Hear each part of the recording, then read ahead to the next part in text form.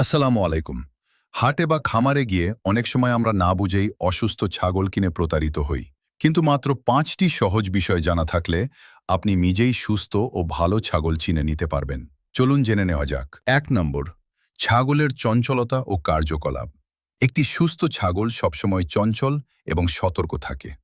এরা কান খাড়া রাখে এবং আশপাশের যে কোনো শব্দে দ্রুত সাড়া দেয়। কোনো ছাগল যদি হাটের এক কোণে মাথা নিচু করে চুপচাপ দাঁড়িয়ে থাকে বা সারাক্ষণ ঝিমায়, তবে বুঝবেন সেটি অসুস্থ। 2 নম্বর, চোখের দৃষ্টি।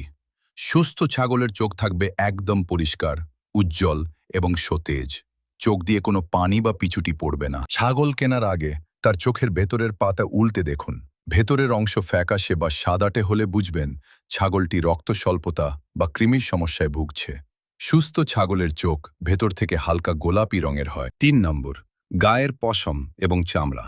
ভালো ও সুস্থ ছাগলের গায়ের পশম থাকবে মসৃণ এবং চকচকে।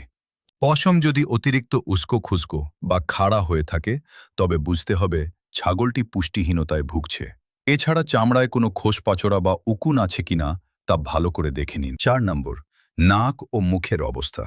সুস্থ ছাগলের নাক সবসময় হালকা ভেজা এবং পরিষ্কার থাকে।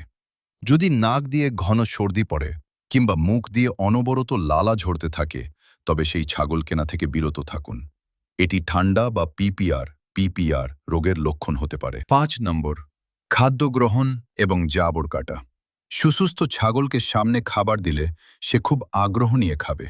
খাবার খাওয়ার পর অবসরে ছাগলটি নিয়মিত জাবড় কাটবে। অসুস্থ ছাগল সাধারণত খাবার মুখে নিতে চায় না, তাই কেনার আগে একটু ঘাস বা পাতা খাইয়ে পরীক্ষা করে নিন।